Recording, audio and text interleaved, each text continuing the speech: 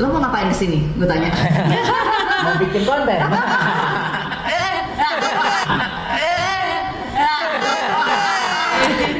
Wah, gue curiga kalau Jangan-jangan ya. Jangan-jangan. Pertama ngomongnya lancar banget nih, Wak. Lancar ya? Terus lo kesini lo bingung mau ngapain. Terus nanya-nanya tentang rehabilitasi. What's going on? Urin dia, setuju nggak actioners? Kayaknya kita harus tes urin dia dulu.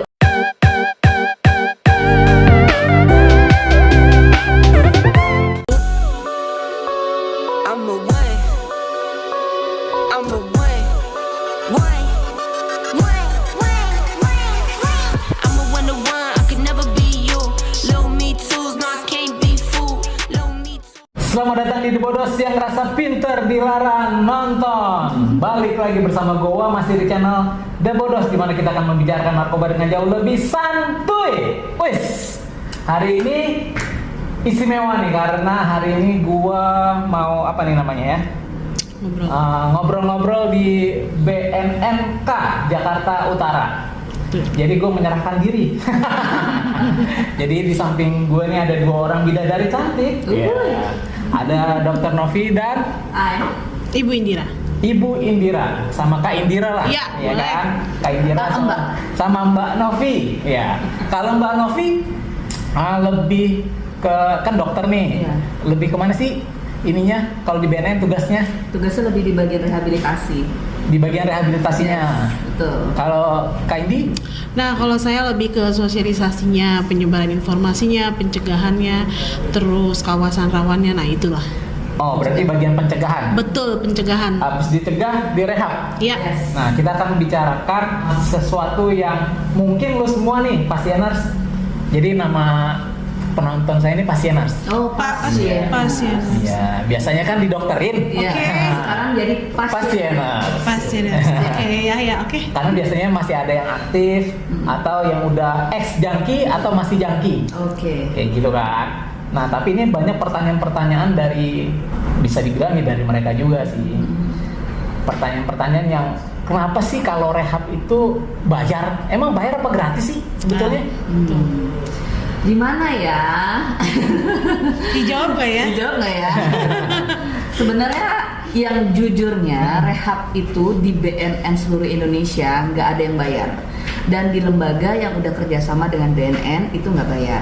Tapi kalau yang belum bekerja sama atau di swasta atau di rumah sakit yang tidak bekerja sama dengan kita, itu berbayar biasanya. Tapi khusus untuk BNN sendiri itu sudah ditanggung oleh negara. Jadi betapa enaknya, betapa mudahnya layanan, efektif dan efisiennya di seluruh BNN ada rehabilitasi, efisiennya bayarnya enggak, gratis. Gratis ya, Kenapa rentong. harus nunggu untuk nggak rehab sebelum ketangkep? Sebelum ketangkap. Nah. Jadi gratis tanpa ada biaya apapun. Nope. Coba digaris bawah. Gretong. Greto, 0%. No. Nggak pakai DP ya.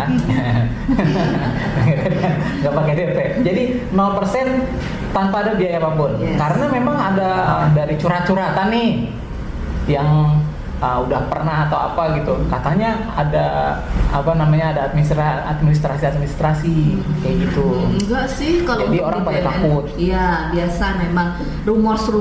Tapi itulah saya dan teman-teman tim rehabilitasi itu menyarankan untuk mencari informasi yang tepat ke orang yang tepat. Karena kalau kita tidak menemukan informasi yang tepat, maka akan salah sasaran dan salah persepsi juga.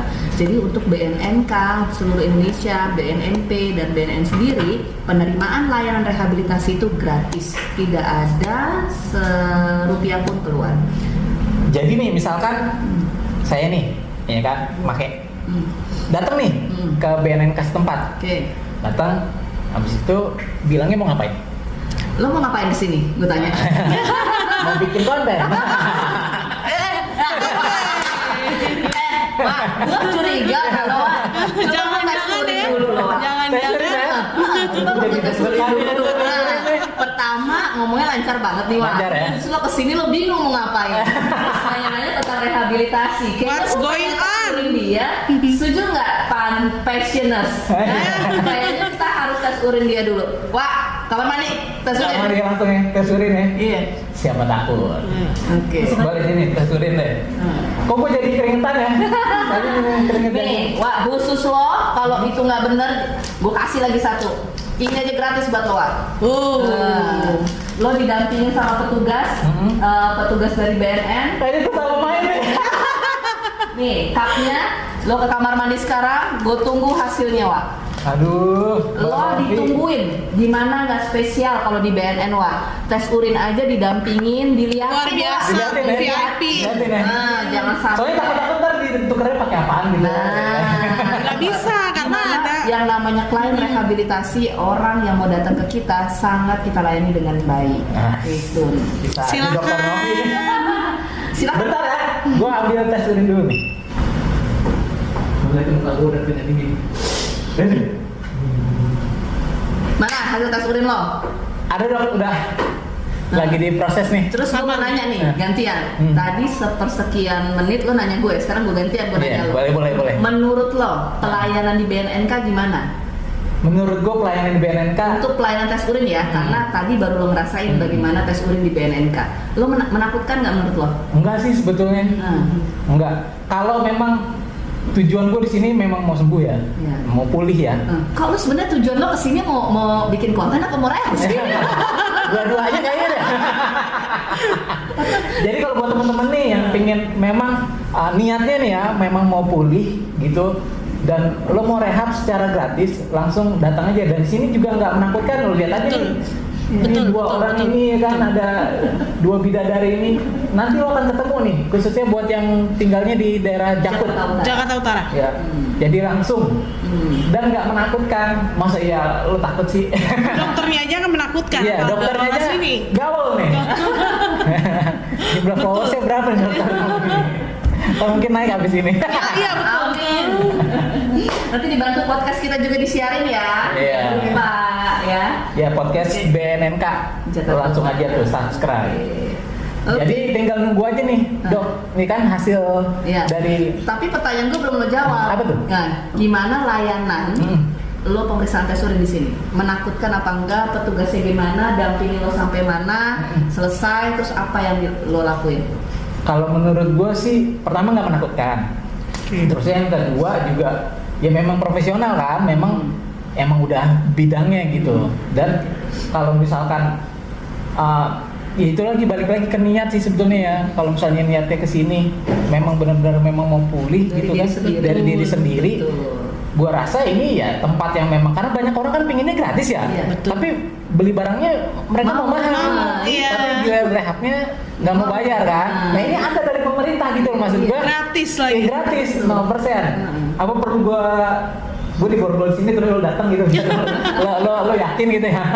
Iya. Tapi kalau memang buat kebaikan kenapa enggak gitu kan. Nih gue di sini nih gue pasang badan dah, lo yang mau pada rehab lo bisa langsung Iya, datang, betul. bisa aja. Nah, jadi dengan statement yang lo kasih ke teman-teman passioners nih ya, gue agak lupa nih, passioners bukan Iya. pankers ya, Bukan passioners. Passioners ini bahwa layan ini baru langkah awal loh, karena yang namanya alur rehabilitasi itu pertama kali itu adalah tes urin. Tes urin. Habis tes urin, nanti kita baru screening untuk assessment jika hasilnya positif. Nah, dari pertama awal lo datang aja, lo disambut dengan profesional dengan para petugasnya. Enggak yang ini. Nah, nggak menakutkan. Pempantai. Iya kan? Nggak dijudge lah. Nah, itu yang Iya, penting. nggak dijudge. Karena tugas kita bukan menghakimi, tugas hakim itu yang menghakimi. Iya. Sama Ya. Tuhan yang maha kuasa. Nah, itu dia. Jadi kita nggak perlu begitu, kita lakukan secara profesional, membuat nyaman pasien, bahwa layanan kita ya fine-fine aja. Nanti lo akan masuk ke tahap berikutnya, tahapan assessment, di mana nanti ada layanan kita sebagai konselor atau dokter menanyakan hal-hal yang terkait tentang penggunaan nafsanya. Nanti lo bisa lihat atau gue akan kasih video-videonya di mana layanan kita selama ini ada di BNNK Jakarta Utara. Cakep ya kan? Nah sekarang gue mau nanya nih, kalau misalkan kan ada dua orang yang ketangkap sama Yes. orang yang datang. Voluntary and compulsory. Iya. Oke. Kalau misalnya tertangkap, ya di pihak kepolisian ya, Iya. itu sebetulnya prosesnya kayak gimana sih? Nah, silakan. Biasa ini rehabilitasi. Oh, rehabilitasi ya? Iya. Oke. Oke, compulsory itu namanya TAT yang terkait dengan hukum, tim assessment terpadu. Tapi tidak memindahkan untuk dilakukan layanan rehabilitasi. Jadi di mana yang namanya compulsory itu pasti tertangkap polisi dengan ada berkas, gitu kan? Dengan ada berkas. Pemberkasan, ya, pemberkasan dengan layanan legalnya pastikan, dengan hukumnya, pasalnya terkait bla bla bla.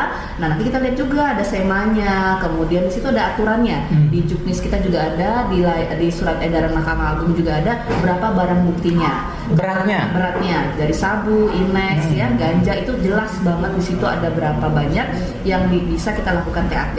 Nah, dari situ kita lakukan TAT. TAT itu ada dua timnya, maksudnya ada tim hukum dan tim medis. Tim hukum itu terdiri dari tim kepolisian.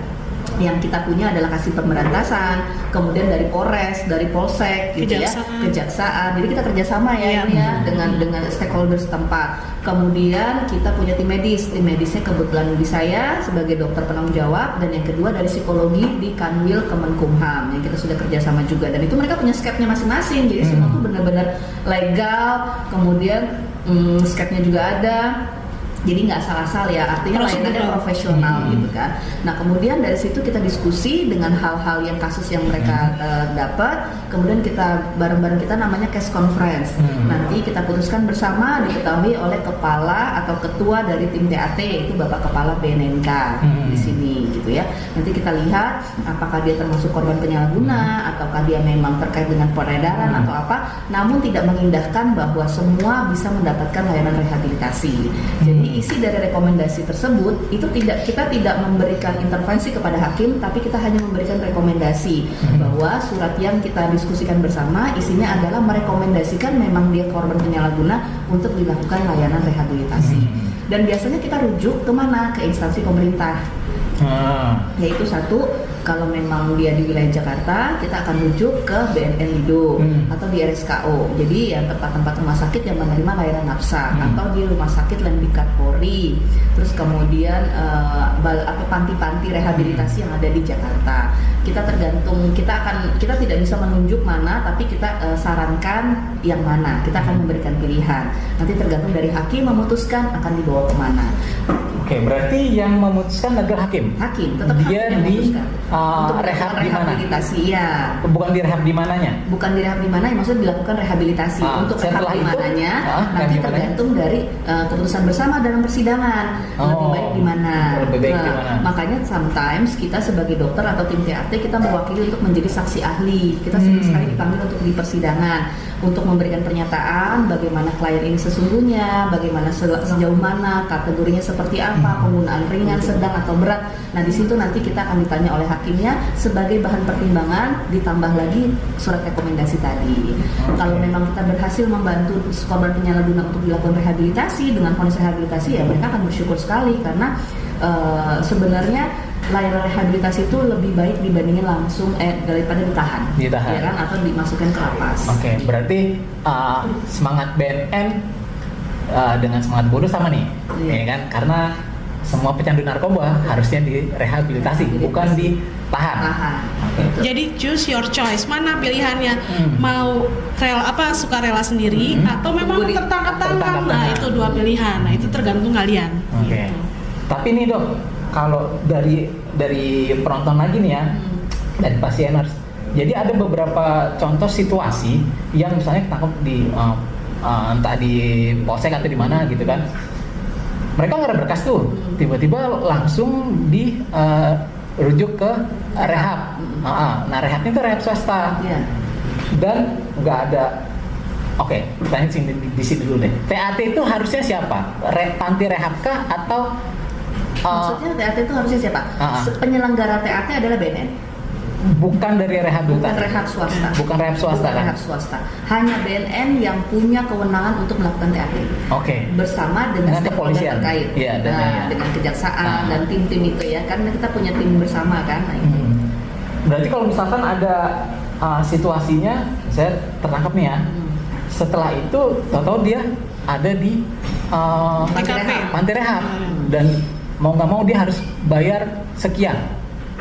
Sedangkan misalkan dia nggak punya duit ya, emang orang tuanya nggak mampu, cuman gue juga bingung gitu, orang nggak mampu tapi kok mainnya narkoba gitu. Karena biasanya yang dilarang itu yang enak ya. Iya. keluarganya nggak mampu nih untuk keluarin 5 juta dan harus berapa bulan gitu kan, 3-6 bulan gitu kan, 30 juta kan, mendingan buat bikin toko sembako lah gitu ya, diputerin. Betul, mendingan lo berbisnis ya, punya usaha. Nah, terus ada misalkan kemarin tuh ada TAT-nya ternyata dilakukan sama panti rehabilitasi, terus ya mereka meminta uang lagi kayak gitu. Sedangkan kan TAT pun gratis karena sudah ini sama pemerintah, ditanggung sama negara kan. Kalau kayak gitu gimana dok? Karena ada realita juga yang kayak gitu. Iya, memang itu ada beberapa kasus seperti itu. Namun kami luruskan kembali bahwa hanya BNN yang memberikan layanan TAT. Hanya BNN yang nih dengerin pastinya, hanya BNN yang memberikan layanan TAT, bekerja sama dengan stakeholder ya, kejaksaan, kepolisian dan lain-lain. Dan nanti rujukannya pun kita akan menyesuaikan dengan instansi pemerintah yang bekerja sama dengan kita. Jadi sebenarnya informasi di luar itu memang harus diluruskan, tapi kembali lagi kepada pilihan. Jadi Indira bilang ya kan, choose your choice. Nah, jadi kembalikan lagi ke pilihan. Kita sudah memberikan nih arahan yang seperti ini, tapi kalau mereka tidak mengikuti, ya itu kan kembali ke choice mereka, pilihan mereka. Karena kita juga tidak bisa mengintervensi atau apapun, karena BNN pun juga hanya memberikan rekomendasi. Dan rekomendasi itu pun akan diputuskan oleh hakim, dan kita pun tidak bisa mengintervensi hakim. Kita bisa membantu, hanya sebatas membantu sesuai dengan profesionalitas kita. Tapi untuk selebihnya keputusan kita kembalikan ke yang berwenang. Jadi di situ alur profesional kita jelas. Siapa, di mana, kenapa, dan apa hasilnya itu jelas. Iya, karena banyak banget sekarang tuh, ya bukannya banyak sih yang dengar tuh, jadi orang kena tertangkap gitu kan, bisa kerehab tuh dia bayar, setelah itu dia cuma lapor aja gitu, lapor pun dia nggak dapetin layanan rehab ya, karena yang penting gue udah bayar ini gitu. Dan itu kembali lagi choice. Ya. Sekarang gini, kalau dipikir kayak tadi lo bilang, Wak, kenapa sih lo bayar 5 juta aja untuk beli barang lo mau, tapi giliran rehab lo nggak mau, ya udah gratis aja lo nggak mau. Nah, sama aja kayak choice. Sekarang gue mau masuk ke layanan rehab, oke gue bayar 10 juta kalau gue have, ya kan, berduit nih, pilihannya ceritanya gue lagi berduit nih, gitu ya, 10 juta gue bayar, tapi gue nggak melaksanakan layanan rehab, buat apa? Terus lo mau sampai kapan begitu? Ada waktunya lo naik, ada waktunya lo turun. Terus lo mau sampai kapan? Yang hasilnya lo nggak akan dapetin apa-apa, hanya buang waktu, buang tenaga, buang energi. Sedangkan yang lo korbankan banyak, ya kan? Kecuali lo bayar 10 juta, lo tetap wajib lapor, lo tetap lakukan layanan rehabilitasi didukung dengan pendampingan dari konselor yang profesional. Gue rasa memanfaatkan situasi yang sangat baik itu penting. Supaya apa? Kita punya modal untuk pemulihan. Jadi modal kita tuh pemulihan dulu deh, supaya kita bisa bergerak ke masyarakat. Kembali lagi ke tujuan rehabilitasi apa sih? Pulih, produktif, dan kembali ke fungsi sosial. Kembali lagi juga ke kesadaran diri, voluntary, sukarela. Kalau memang lo mau keputusan lo dengan kesadaran sendiri, emang itu pilihan lo, ya lo jalanin dengan komitmen dan konsisten. Tapi kalau enggak, lo disuruh-suruh mau sampai 1000 orang dulu pun lo nggak akan bisa berhasil kalau nggak dari diri lo sendiri. Jadi yang namanya keberhasilan sesuatu itu pasti dari diri sendiri. Orang lain just support system. Karena ada juga kan mungkin orang tua yang takut nih kan gitu, malu gitu kan, udah yang penting bayar keluar, udah yang penting nggak ketahuan lah kayak gitu. Nah itulah kendala di dalam masyarakat, khususnya pencegahan, bahwa sometimes kadang-kadang nih di masyarakat masih rehabilitasi itu aib buat keluarganya dia. Itulah yang kadang-kadang pencegahan yang lakukan harus, ya salah satunya seperti podcastnya UA nih seperti ini, ya kan, memberikan, tadi Dr. Novi sudah sampaikan bahwa rehabilitasi bisa secara sukarela, dia mungkin disupport oleh keluarganya atau memang tertangkap tangan. Nah lu bisa beli harga yang mahal tapi giliran rehab gratis, lu nggak mau dateng gitu loh. Lu gimana sih? Lu komitmen diri lo, ya kalau benar kata Dr. Novi, keluarga, terus orang-orang terdekat lo cuma support system, tapi komitmen dirinya. Iya betul. Nah cuma kalau dari pencegahan nih, sebelum akhirnya dia rehab, tertangkap atau dia ini garda terdepan nih sebelum masuk ke rehab. Nah, iya. Karena ini kan ibaratnya bengkel ya. Dokter Novi itu bengkel. komparasi ya kalau gitu. Nah, pencegahannya gimana? Nah, biasanya kita kan kalau wilayah pencegahan ini wilayah yang belum terpapar, artinya masih hijau.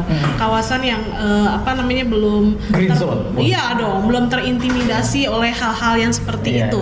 Tugas kita ya ke masyarakat, ke keluarga, ke ibu PKK, kita memberitahu, kita memberikan informasi gitu kan terkait dengan bahaya narkotika, dan juga jika ada penyalahgunaan bisa nanti lapor ke kami. Nah, itulah tugas-tugasnya. Akhirnya di situ dibuat semacam kayak penggiat atau semacam relawan yang kita berdua itu sebagai kepanjangan tangan kita lah, si penggiat dan relawan. Jadi memang selain memang menyebarkan informasi, kita buat juga relawan dan penggiat, dan FKDM yang sudah terbentuk itu juga menjadi kepanjangan tangan kami, sehingga apapun yang terjadi di dalam masyarakat kami tahu, dan kami juga selalu mendengungkan, karena gini, rehabilitasi itu kadang-kadang ya itu yang terkait tadi aib kan, jadinya kadang-kadang mereka malu, tapi nanti giliran mereka udah kena, mereka minta tolong. Nah, Yeah. kita udah kasih tahu nih di sistem bagian pencegahan. Pencegahannya. Nah, kalau misalnya ada yang kelihatannya seperti itu, ayo kita rangkul, jangan didiemin gitu, karena dia juga butuh support system gitu kan, dia butuh juga dukungan dari orang-orang terdekat. Makanya kita perlu adanya di situ komunikasi dengan warga untuk mereka juga menjangkau ya kan, semacam agen pemulihan yang sudah dibentuk oleh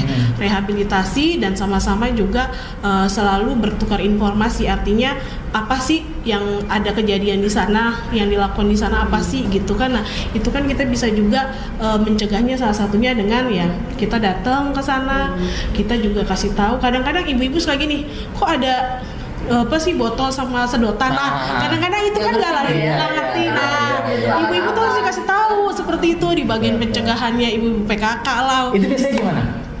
Kalau dari Mbak Intinya, ya ke orang tuanya gitu. Iya, kita udah tetap kita tetap informasikan bahwa jika ada barang-barang tersebut ya kan, biasa kita kan kasih tuh informasi materi segala macam, mereka langsung oh ya kemarin tuh wah gitu. Kalau enggak yang itu akhirnya mereka lebih aware kepada anaknya, kepada lingkungannya. Biasanya ibu-ibu adalah ya itu kan biasa satu ngomong ke yang lain, ya kemarin gue ini nama BNN loh, BNN bilang begini-gini. Nah, itulah yang kita perlu adalah gerakan dari mereka juga, bukan hanya kita. Kalau kita stop sampai situ ya nggak akan berkembang. Justru ya ibu-ibu ini terus dari dunia pendidikan, anak-anak, guru-guru banyak.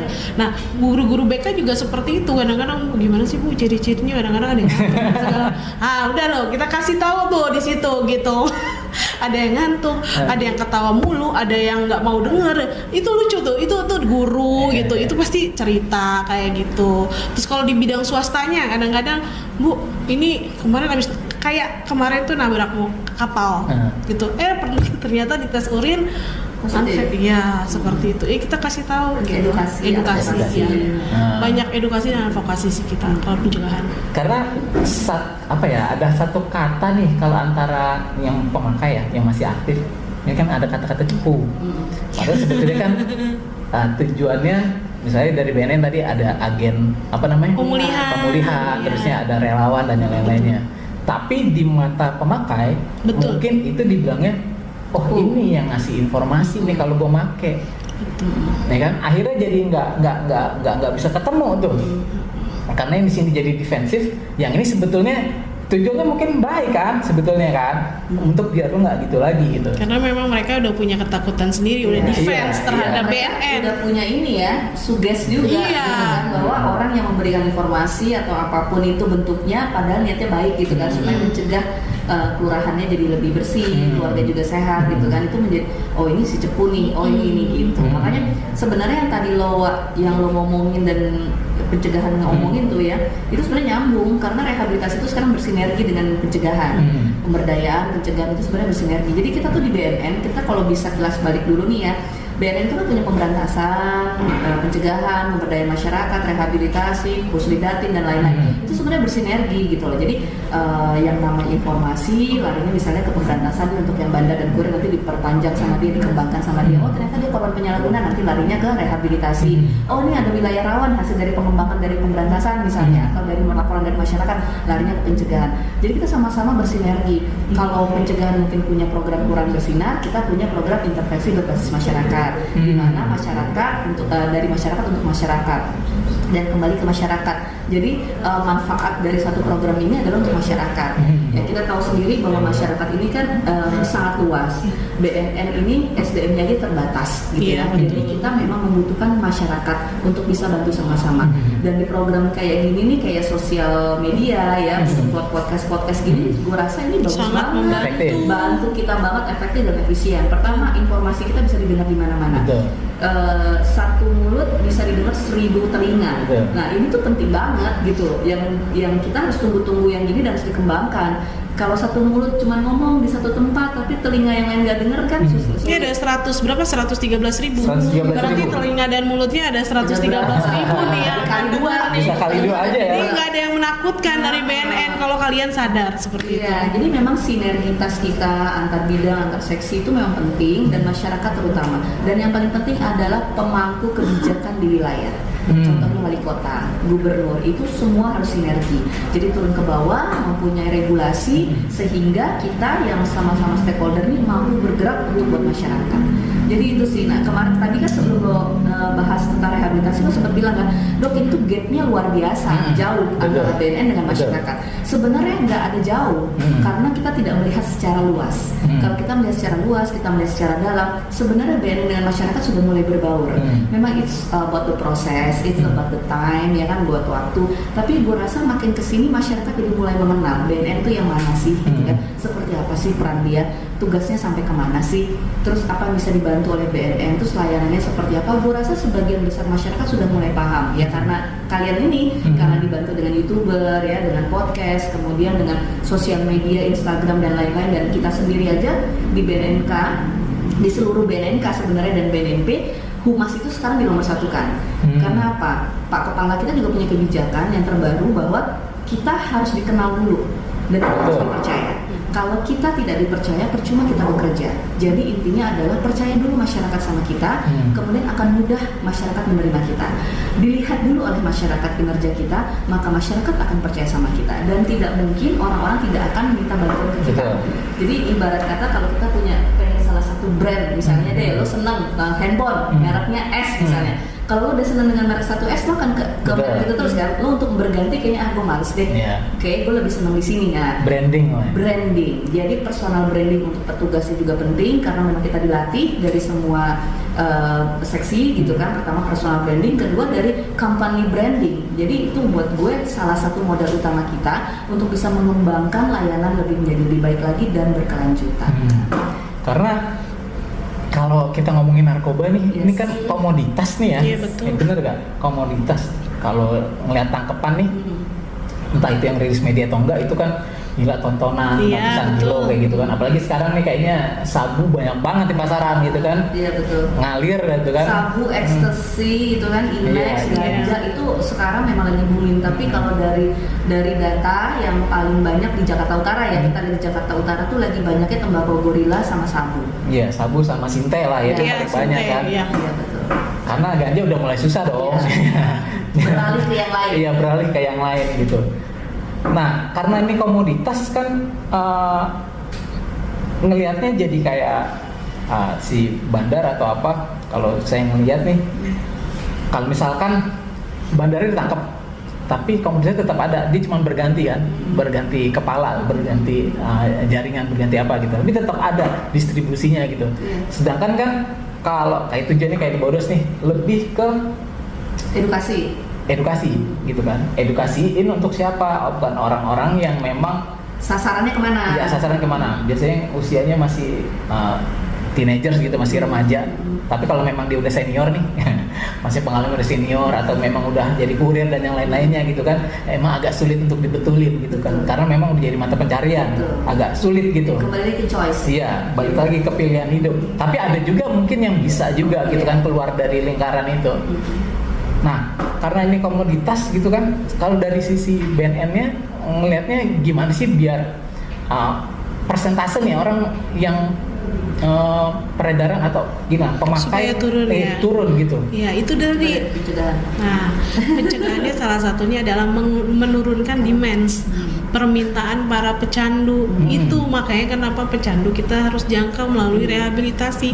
Karena kalau tidak ada permintaan otomatis bandar stop. Iya. Ya kan? Nah, Karena barangnya inilah jadi- yang kita Supply selalu demand. dengung-dengungan bahwa rehabilitasi penting supaya dia pulih, produktif dan kembali hidup sehat seperti tadi Dokter Novi bilang seperti itu. Yaitu kita mengurangi permintaan dengan cara apa gitu kan? Adanya rehabilitasi, adanya sosialisasi kepada ibu-ibu, FKDM sekaligus semuanya. Terus juga kita juga tadi dibantu juga dengan wali kota ya sampai mengeluarkan suatu regulasi. Ayo kita masif nih, seluruh Jakarta Utara sudah dikeluarkan. Terima kasih nih buat Pak Wali Kota Jakarta Utara yang sudah mengeluarkan Wali kota kalau nonton, terima kasih. keren banget ya, karena dengan itu kita bisa gitu. Ayo Bu, Ibu jangan bikin anaknya jadi terkungkung, terus ngelihatnya ini sebagai aib, terus Ibu tiap hari ketakutan. Ayo lapor. Nah, itulah Rehab salah tuh satu. seharusnya jadi sesuatu kata yang keren ya. Betul. Iya. Ya. Kalau lu rehab dan mau pulih itu keren. Iya. Iya. Gitu kan, bukan sesuatu yang jadi Menakutkan. aib, menakutkan dan menjadi Menakutkan, aib gitu kan. iya, betul. Sama aja kayak orang sakit kan ya Gini sebetulnya. dong, ibarat kata kayak COVID deh. Ah. Kita samain aja sama COVID. Awal-awal COVID, lo stigma gak sih? Stigma. Yang namanya lo kena COVID, semua tetangga ngejauhin Iya, lo, ngejauhin. ketakutan Betul. dan lain-lain. Aib Tapi ya. kesini-sini, ya kan, semakin kita bantu orang, Iya. kita peduli sesama. Itu karena apa? Satu, stakeholder. Iya. Kedua, iklan. Betul. Ya kan? Ketiga, nakesnya. Jadi kalau kita hanya bergerak dari SDM-nya Betul. aja, dari BNN-nya sendiri, misalnya untuk narkoba atau COVID-nya dari puskesmas, habis dong tenaga kita Betul, vaskes. betul. Nah, yang kita butuhin apa? Stakeholder kan, tokoh masyarakat, Tokoh masyarakat, semuanya agama, bergerak. panutan-panutan orang-orang di wilayah bisa bantu kita mensiarkan bahwa COVID itu bisa sembuh, ya kan? Kemudian habis COVID sembuh, isolasi misalnya, habis isolasi minum obat yang baik, istirahat cukup, iklan-iklan itu kan beredar banyak. Kemudian vaksin. Nah, itu kan sebenarnya dari humas, dari iklan dan lain-lain membantu sekali kan? Sebenarnya treatmentnya sama ya? Sama. Nggak ada yang beres. Yang sebetulnya. membedakan hanya COVID ada vaksin, rehabnya nggak ada vaksin. Nggak ada vaksin, ini cuma itu aja. Imunnya nggak ada, Iya, imunnya ada sebenarnya Iya. dari pencegahan. Dari pencegahan. Gitu. Betul. Dan komitmen diri sendiri, komitmen lagi kembali. Percuma banyak support system, tapi kalau nggak komitmen kembali nggak ke ada. Iya. Iya. Pasti makin menarik dan lo akan Betul. bertanya-tanya. Hai guys, sudah 1 jam lebih ya. Wah, semakin menarik, ada pertanyaan-pertanyaan gitu kan, sama cerita-cerita. Ini antara menarik atau menggali nih ya. Iya. Kayaknya kalau tambah lama tambah panjang ini si Wa ya. Tapi memang benar tuh, siapa Dok? BNN memang harus dapetin kepercayaan dulu. Iya, branding, personal branding and company branding. Betul, betul, Itu betul. dulu. Karena kalau enggak memang nggak akan pernah bisa Nggak akan dipercaya. habis, nggak akan selesai, dan akhirnya stigma di masyarakat BNN begini, BNN gitu. Betul. Padahal tidak semua keseluruhan seperti itu. Betul. Analoginya seperti ini, lo punya keluarga, ya kan? Satu terkena narkoba, emang yang lainnya pasti kena. Belum tentu. Nah, berarti kan yang salah satu, anggaplah oknum misalnya gitu. Yang satu dong yang harus diselesaikan, Betul. bukan semuanya dong Betul, yang diselesaikan. betul. Nah, inilah rehabilitasi. Bagaimana kita bisa memilah antara korban penyalahguna, mana keluarga yang support, mana keluarga yang tidak, mana tempat yang di mana dia harus dilakukan layanan. Nah, inilah tugas dari rehabilitasi. Nah, itu makanya kita cinta banget ya dengan rehabilitasi. Kita ketemu dengan banyak orang dan kita nggak pernah puas, walaupun target kita tercapai gitu ya, tapi tetap kita pengen, ayo dong rehab dong, gak usah takut. Mungkin kalian dengar berita yang tadi Wak bilang kan, yang lo bilang, dok bayar, dok ini, it's okay lah, itu berita di luar sana. Tapi lo salami dulu dong rehabilitasi BNNK Jakarta Utara seperti apa? Gratis tuh, oh iya. Gratis. Iya gratis. Iya kan buat lo yang pengen kuliah. 0%, 0 rupiah. Jadi lo jangan khawatir, jangan takut, let's do it rehab. Nah buat yang Jakarta Utara nih, ya kan banyak juga nih pasieners kan dari Jakarta ya, Yes. semua Jakarta. Yang buat Jakarta Utara, kalau memang lo mau rehab gratis, kan banyak nih yang pada nanya kemarin. Kalau memang lo takut harus gue temenin, gue akan siap temenin lo di sini. Wih, keren. Ya, gue akan temenin lo di sini. Berapa banyak lo yang pada mau rehat di sini? Gue jamin lo nggak bakal tangkap. Ya, nggak bakal lo. Nanti lo testimoni juga. Iya. Bagaimana tadi lo udah testimoni Iya. ya, apa yang Tadi juga udah testimoni. Nah, terus kemudian nanti lo lihat bagaimana assessment dan lain-lain layanan kita kepada teman-teman yang mau rehab. Nanti dari Uwa bisa cerita lah gimana, karena memang kalau dari kita mungkin orang nggak akan percaya, tapi kalau dari testimoni dari yang lain itu biasanya bisa insight-nya bisa lebih diterima. Iya. Buat lo yang mau pulih aja ya, yang mau pulih. Kalau yang belum mau ya tinggal apa ya namanya ya? Tinggal atur aja. Ya, tinggal atur aja, maunya kapan. Karena itu kita bisa maksa. Iya. Itu nggak bisa maksa, namanya perasaan ya, namanya keinginan itu kan kita nggak pernah maksa. Tapi yang mau, bener kata lo, yang mau aja, yuk kita sama-sama gabung. Tapi kalau yang belum mau, pelan-pelan yuk cari tahu tentang rehabilitasi kayak apa. Betul. Mudah-mudahan tergerak hatinya untuk bisa berubah dan kita sama-sama pulih produktif. Iya. Oke. Dan ingat, gratis. Gratis. Ya, buat lo nih bener deh. Aduh, dari kemarin juga udah pingin gitu kan, gimana caranya nih kalau misalnya penonton pasieners yang pada pingin pulih, terus yang nggak mau ngeluarin duit, lo tinggal bawa orang tua lo, tinggal kesini, Betul. lo bisa dapetin layanan yang memang ya sama aja kayak misalnya lo ke rumah sakit nih gitu kan, lo pakai BPJS, sebetulnya sama aja, cuman itu lo nggak pakai kartu-kartu aja, lo tinggal datang. Iya benar, syaratnya juga nggak susah kok. KTP untuk yang 17 tahun ke atas, yang ke bawah bawa kakak, karena harus didampingi sama keluarga. Iya. Jadi kita juga pengen lihat, kita menilai juga support sistemnya seperti apa dari keluarga. Karena kembali lagi ya ini ya, Iya. karena tidak bisa kita bergerak sendiri, kita mau berubah sendiri, karena butuh juga support system, walaupun hasilnya adalah di diri sendiri. Betul. Nah, tuh, ya benar tuh. Ada kata terakhir jadi kepengen ngapain ya? Dari dokter dulu deh, Apa? yang mau disampaikan sama pasieners yang buat mereka benar-benar bisa percaya banget gitu lah. Apa aja jaminannya gitu, jaminannya. Jaminannya kesini dulu aja deh, baru bisa buktiin. Karena kalau kita memberikan satu statement atau opinion selama lo nggak mau terima, nggak akan bisa berjalan.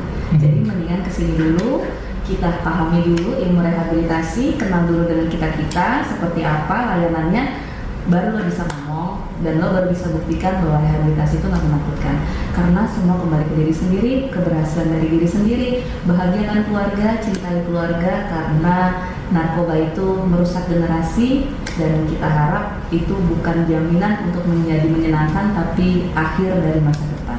So coba dulu rehabilitasi, kemudian buktikan. Iya, kalau barang ini kan mau dicoba dulu ya. Tester ya kan. Nah, ini juga kalau mau berobat, ya udah tester aja dulu. Tester aja dulu, cari tahu dulu tentang kita, baru buktiin gimana rasanya rehabilitasi di BNNK Jakarta Utara. Nah, kayak gitu. Dari Kak Indi. Oh, dari saya juga nih ya. Iya dong, dari penindakannya gimana? Oh, kalau dari saya, tak kenal maka tak sayang. Tadi sudah secara gamblang, general, detail sudah disampaikan Dr. Novi bahwa kalau kami dari sisi pencegahan bahwa narkotika sudah jelas. Mungkin buat kalian, itu lagi diomongin, benar, memang itu lagi yang diomongin dan itu lagi juga yang harus kalian tahu bahwa memang once kalian datang, kalian akan susah balik ke tempat yang normal. So, kalau memang kalian sudah masuk ke dalam dunia itu, kalian punya komitmen diri untuk membentuk hidup yang sehat, hidup yang bersih dengan cara apa? Salah satunya rehabilitasi. Itu yang sudah itu yang perlu kalian lakukan kalau kalian sudah masuk. Tetapi kalau kalian yang belum, ayo kita cari hal lain yang positif, yang bisa membangun diri sendiri, yang bisa bermanfaat buat orang lain. Jadi jauhi narkotika, ayo bersama-sama hidup sehat, produktif, dan tetap bahagia. Tunggu, kita tuh punya tradisi pantun. Oke, kita berpantun dulu, boleh nggak? Oke ya. Merah muda baju tim rehabilitasi, bola pingpong dimakan gelatik. Jangan takut rehabilitasi, tim rehab yang rempong dan cantik-cantik. So, jangan takut buat rehab di sini. Kita semua cantik-cantik, kita semua baik-baik. Buktiin deh. Oke. Oke, terima kasih pasieners yang udah pada nonton. Sampai jumpa di konten-konten berikutnya. Iya, gue tunggu ya. Ya. Konten berikutnya ini harus berkelanjutan karena rehabilitasi pencegahan ini harus sinergi banget gitu ya. Jadi mudah-mudahan akan ada episode berikutnya. Wah, jangan jajan-jajan karena gue yakin pasieners menanti konten selanjutnya di BNNK Jago. Oke, sampai jumpa. Gue Uwa, gue sign out. Ciao. Ah.